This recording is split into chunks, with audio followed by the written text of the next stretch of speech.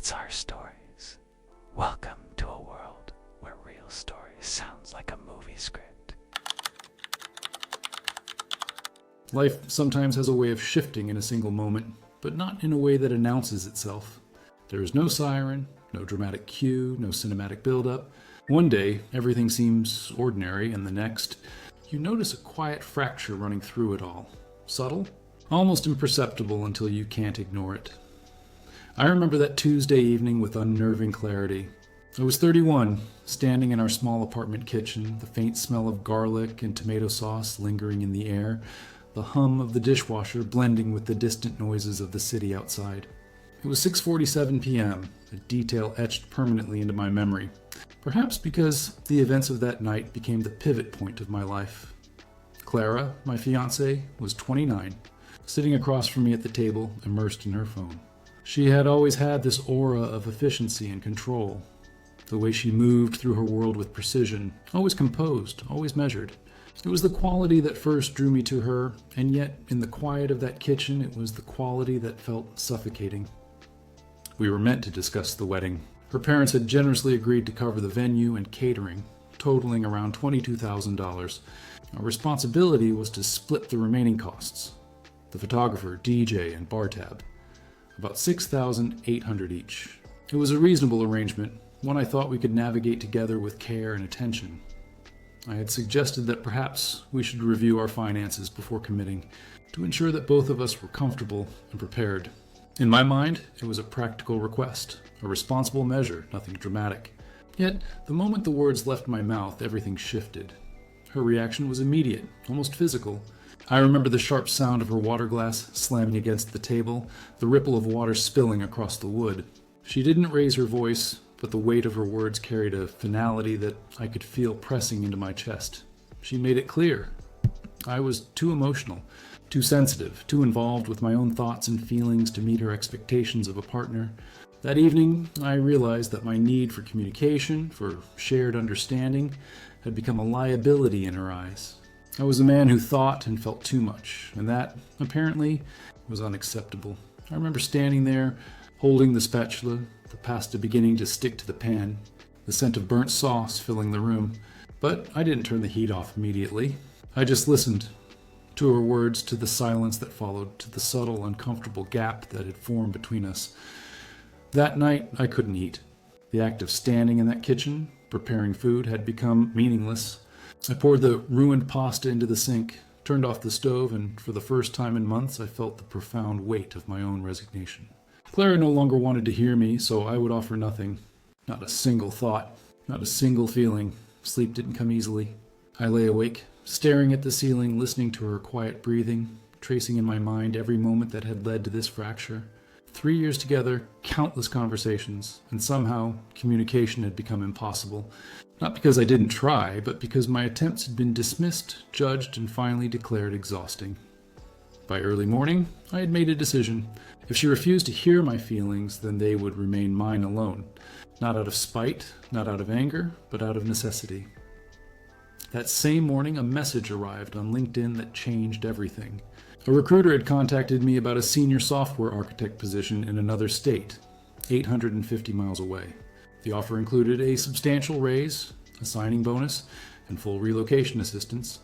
Normally, I would have discussed it with her, gone over the logistics, weighed the pros and cons together, but Clara's words echoed in my mind. She was done listening to my feelings, so I didn't tell her. I responded to the recruiter, expressing interest, and scheduled a phone interview for that same afternoon. It went perfectly. A second interview followed, and by Monday, I had an official offer in my inbox. 6 figures higher than my current salary, with a signing bonus and relocation package included. I signed within half an hour. That evening, while Clara watched her show, I quietly started searching for apartments in the new city. Within 3 days, I found a place that was small but ideal.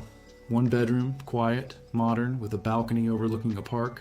The lease would start 5 weeks out, aligning perfectly with the end of our current lease, which, conveniently, was in my name alone. I gave notice at work the next day, sold items I no longer needed, and rented a small storage unit. Every Saturday, I donated belongings that were, in reality, slowly being relocated. Clara thought I was decluttering. I thought I was reclaiming my life. By week 4, the first faint signs of tension emerged, not from me, but from the world we had shared. Her mother called regarding the guest list, the venue, the final wedding details. I responded minimally, politely, but never gave her a sense of my plan. I was silent, intentional, and careful. The days leading up to the move were filled with a strange mixture of calm and anticipation. Each item I packed, each box I labeled and moved to storage, brought a sense of clarity I hadn't felt in years. The life I was building for myself, independent, autonomous, free from dismissal, was taking shape. Friday morning of the move arrived with an unusual serenity. Clara sat at her desk, immersed in video calls, the sound of her typing filling the room. I moved through the apartment with precision, directing the movers efficiently. Sofa, TV, desk, bookshelf. Piece by piece, my life was being transferred into the truck, methodically, quietly. Clara looked up occasionally. I could sense recognition forming in her eyes, but she couldn't intervene. She was trapped in her professional world, her attention divided between colleagues and clients. My departure unfolded around her silently, and she had no power to stop it. The apartment emptied over 3 hours. Almost everything I owned, almost everything we shared, was gone. The lease in my name alone meant that the apartment, now half empty and silent, belonged to me alone, but physically removed from me. I left the keys and the garage remote on the counter, a small but deliberate gesture of closure. The drive to the new city was quiet. My mind was calm, free from the constant emotional tension that had defined the past months. Each mile brought relief, a sense of forward motion, a tangible shedding of a life that no longer fit. By the time I stopped for gas, I had already received dozens of calls and messages, but I ignored them. For the first time, I felt untouchable, free from their emotional weight. Arriving at the new apartment, the movers unloaded my belongings, each piece now claiming its place in a space that was truly mine. I set up the bed, arranged the kitchen, and for the first time in years sat alone, content, at peace. The weeks that followed were quiet but transformative. Work absorbed me, friends visited, routines solidified. The apartment became a home, a sanctuary of intentionality and calm. Clara's attempts to reach me escalated. Emails, calls, messages, all futile, blocked or redirected through legal channels. The world I left behind continued to pulse with noise and frustration, but I existed outside it. I slowly realized the full measure of what had happened. For months, I had complied with Clara's desire for a partner without needs, without voice, without agency. I had silenced myself completely, and once there was nothing left to give, I moved on. Quietly, deliberately, without spectacle. The silence was not absence. It was a reclaiming of agency, a restoration of boundaries, and a reassertion of the right to live fully as myself. The days immediately following my move were surreal. My new apartment, though small, felt vast with possibilities. The empty walls, the soft hum of the city outside, and the quiet inside all whispered a kind of freedom I had not felt for years. I spent hours unpacking, arranging, and settling into the space, each object placed deliberately, each corner a statement of autonomy. But freedom comes with echoes, and the past had its ways of reaching forward. The first real reminder came in the form of dozens of calls and messages from Clara. I didn't answer. At first, it was simple self-protection, a way to preserve the peace I had so carefully constructed. Then it became principle. She had insisted for months that my feelings were a burden, that I was too emotional, that every thought I shared was exhausting to her. I had taken her seriously, and in turn I had stopped sharing everything, including the job, the move, the lease. I had followed through on the only way left to communicate with someone who had refused to hear me. Action. The messages escalated quickly. They were frantic, angry, sometimes threatening, often a mixture of both. Her parents called, her friends called, even acquaintances I barely recognized sent messages asking for explanations. I remained silent, not out of cruelty, but because there was nothing left to say. Words would not undo months of dismissal. Silence, I realized, was the only medium that matched the situation. Legal threats followed. Certified letters arrived, meticulously worded, asserting claims of financial loss, breach of promise, and unjust enrichment. Each one arrived with a sense of urgency, as though the world expected me to respond immediately, as though the simple act of leaving constituted a crime. I reviewed them calmly with my lawyer. Each claim was baseless. The wedding had been planned without my input. All deposits were made in her name or her parents' names. I had never agreed to pay, never contributed, and never signed any contract or agreement. Each interaction, each call, each email became a reminder of the gap between reality and perception. Clara and her family had constructed a narrative in which I was the villain, the one responsible for chaos and suffering. And yet, when I reviewed the sequence of events, the pattern was undeniable. Repeated refusals to hear my perspective, repeated assertions that my emotions were a burden, followed by my deliberate and measured exit. It was a strange, almost clinical realization. The emotional intensity they projected was not proportional to the reality of my actions. It was narrative creation, a story designed to impose guilt and control. And in that moment, I understood how fundamentally important it was to maintain boundaries, to refuse engagement with manufactured chaos. Even as the harassment continued, life in the new city unfolded with surprising speed. Work absorbed my attention. I was immediately thrust into complex projects, collaborating with colleagues who genuinely listened, who valued the ideas I brought to the table. It was a stark contrast to the world I had left behind, a world where sharing an opinion was often met with dismissal or frustration. My apartment, gradually filling with furniture and personal touches, became a sanctuary. I painted a small corner in muted tones of gray and blue, set up a reading nook with a soft lamp, and organized books and gadgets in a way that reflected who I had become rather than who I had been expected to be. For the first time, domesticity felt like freedom rather than obligation. The harassment from Clara's side persisted in cycles. Emails arrived from her disguised under different addresses, messages from friends sent indirectly, LinkedIn messages paid for with premium accounts designed to bypass boundaries. Each message was read briefly, then blocked or forwarded to my lawyer. The pattern was predictable. Desperation followed by anger, anger followed by legal threats followed by attempts at emotional manipulation.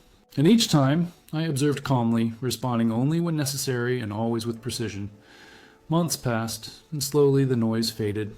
Her lawsuit, claiming breach of promise to marry and seeking half of the wedding deposits, was dismissed without merit.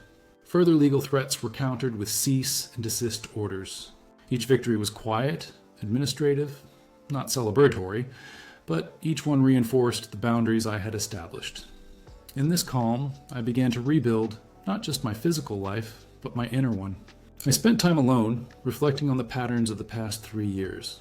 I examined my responses, my compliance, my attempts at communication, and the consequences of silence imposed by others. There was no anger, no need for revenge. There was only clarity. Emotional self-respect is not negotiable, and autonomy is a necessity, not a privilege. Friends began visiting. Simple dinners, coffee at my balcony, conversations without judgment or expectation. Each connection reinforced a sense of life lived authentically. For the first time, I shared my thoughts freely, without filtering, without fear of being dismissed as too emotional. The act of speaking became pleasurable, restorative, almost sacred. I realized that the pattern I had endured with Clara, the repeated insistence that I suppressed myself, was not just about her. It was a reflection of the broader challenge many face, the need to assert emotional boundaries against people who demand compliance without reciprocity. And in leaving, I had not abandoned a relationship. I had completed a necessary act of self-preservation. Even the moments of intrusion, calls from mutual friends, messages from her parents, became opportunities to practice measured detachment. Each call or email was assessed calmly, and my response was deliberate. Minimal engagement, legal channels, and intentional silence were appropriate. The emotional energy expended by others no longer dictated my state of mind. Weeks turned into months. Gradually, the story Clara had constructed about my abandonment began to fade in public perception, replaced by the quiet, observable facts. I had moved, I had legal grounds, and I had acted within my rights. The narrative of villainy lost its potency when contrasted with reality. My professional life flourished. The new role, initially daunting, became a source of pride and fulfillment. The work was challenging, intellectually stimulating, and most importantly, supported by colleagues who valued collaboration and open communication. I experienced recognition in ways I had long desired, not through obligation or fear, but through merit and genuine contribution. Emotionally, I felt lighter. The act of moving, both physically and psychologically, had created space for authenticity. I learned again to enjoy simple pleasures: morning coffee on the balcony, long walks through unfamiliar streets, a quiet dinner with friends who genuinely wanted to hear what I had to say. Gradually, the echoes from the past became distant. Clara's attempts at contact dwindled over time. Each failed attempt reinforced a sense of security and autonomy. Her narrative, though persistent, could not overwrite the tangible reality of my life, my choices, and my well-being. By the 6-month mark, I had created a life that was fully my own. New routines, new friends, new relationships based on mutual respect and understanding. I dated casually, experienced connection without expectation, and found joy in shared laughter and authentic dialogue. My apartment had become a home, a testament to deliberate, intentional living. Looking back, the sequence of events, the quiet fracture in the kitchen, the deliberate move, the months of boundary enforcement, forms a cohesive story of transformation. It is not dramatic or cinematic, but it is profound. It is the story of reclaiming oneself, of establishing emotional sovereignty, and of living in alignment with one's values. I realized that the freedom I sought was never about escape, but about creating a life where communication is respected, autonomy is preserved, and emotional honesty is not just tolerated but valued. The lessons were hard-earned but undeniable. Self-respect and deliberate action are far more powerful than the chaos imposed by others. And in the quiet of my new life, I understood something vital. Sometimes, the most profound acts of courage are not loud, not confrontational, and not visible. They are measured, intentional, and deeply personal. They involve leaving without drama, establishing boundaries without spectacle, and living with clarity while others attempt to rewrite the narrative. After months of quiet, deliberate separation, the first cracks in Clara's attempts to control the narrative began to show in a more aggressive form. It started subtly. An email here, a LinkedIn message there, each one crafted to provoke anxiety or guilt. At first, I ignored them entirely, letting them sit unread. But eventually, I realized that in order to fully protect myself, I needed to respond in a precise, controlled way through legal channels. Her family soon became involved. Letters arrived, formal and polished, claiming financial damages, emotional distress, and the need for restitution. They wrote as though my departure had upended every aspect of Clara's life, leaving her destitute and heartbroken. In reality, the apartment lease was solely in my name. The wedding deposits had been made without my contribution, and Clara had income and savings of her own. Each letter was carefully reviewed with my lawyer, who confirmed what I already knew. The claims had no legal basis. Breach of promise to marry, unjust enrichment, none applied in our jurisdiction. The law did not recognize a claim based on feelings alone, and there was no contract that obligated me financially. The pattern of harassment, however, persisted. New email accounts, fake social media profiles, and messages sent through mutual friends were attempts to bypass the boundaries I had established. Each message was another attempt to pull me back into a world I had left intentionally. But my approach remained consistent. Block, redirect through legal channels, and do not engage emotionally. Over time, the intensity of the harassment escalated into dramatic claims of mental anguish. I learned through secondhand sources that Clara had begun therapy, that she reported being unable to eat or sleep, that she felt destroyed by my departure. Her narrative portrayed me as a villain, someone who had abandoned a partner without care. And yet, the facts, the repeated refusals to hear my feelings, the months of dismissive comments, the deliberate silencing were clear. I began documenting everything meticulously. Every email, every letter, every message was saved, time-stamped, and organized. The legal framework became a shield, protecting the life I had built. I understood that the difference between perception and reality could easily be exploited, and that maintaining calm, precise records would ultimately preserve clarity. As the weeks went on, I noticed a strange shift in myself. The initial thrill of freedom had transformed into a steady sense of empowerment. My apartment became a sanctuary, not just physically, but emotionally. I decorated thoughtfully, organized my space in ways that reflected my personality and values. The act of creating a home, of arranging my life according to my preferences, was healing in a way I hadn't anticipated. Work became another anchor. The projects I tackled were intellectually demanding, yet deeply satisfying. Colleagues welcomed my input, valued my perspective, and responded with genuine interest. For the first time in years, my professional and personal lives were aligned, free from the tension and dismissal that had characterized my past relationship. Clara's persistence did not end, but it changed in nature. The legal threats became increasingly futile, formalities that carried no real weight. Messages escalated from anger to despair to attempts at guilt. Each new account, each new email, was a reminder that the past could not be entirely erased. But each attempt was also evidence of the life I had chosen to leave behind, a life I had moved beyond. Occasionally, mutual friends reached out, concerned about the narrative she was spreading. They asked if I had truly vanished without explanation, if I had left her high and dry. I calmly explained the reality.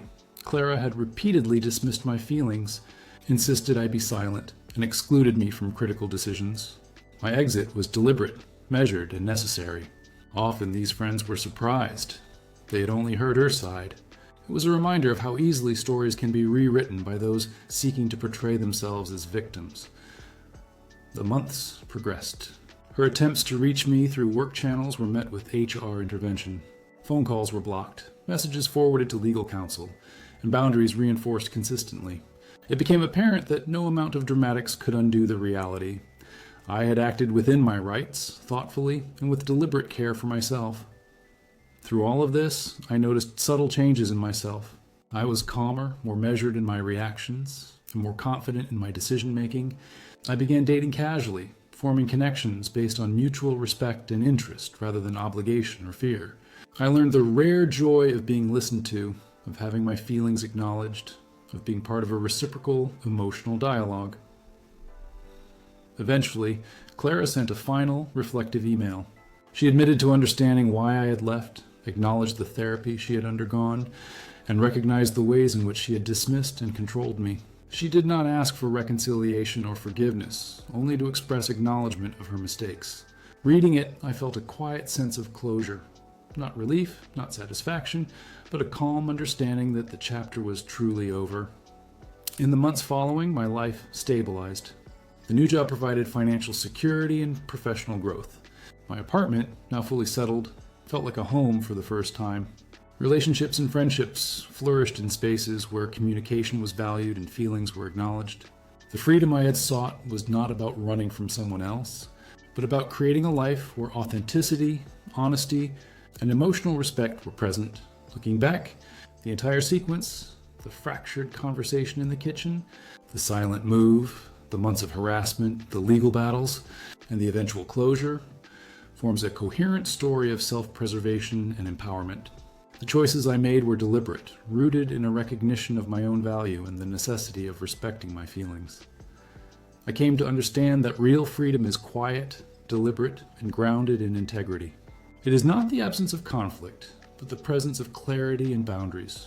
It is not dramatized in headlines or theatrical gestures, but lived daily in choices, in consistency, and in the courage to assert one's needs. And so, the life I had feared losing became a life fully realized. A life in which I was not silenced, dismissed, or diminished. A life in which I could speak, be heard, and act according to my own values. A life in which peace was not the absence of others, but the result of intentional, thoughtful choices. I often wonder about the stories we tell ourselves about others, and the stories others tell about us. How often do we rewrite history to cast ourselves as victims? How often do we ignore our own emotional needs in the name of compliance or fear? And what does it really mean to reclaim a life that has been quietly constrained by someone else? Thank you for staying with me until the end. How would you have acted in the protagonist's place? Write your thoughts in the comments. More fresh and controversial stories every day on my profile. Like and subscribe to this channel.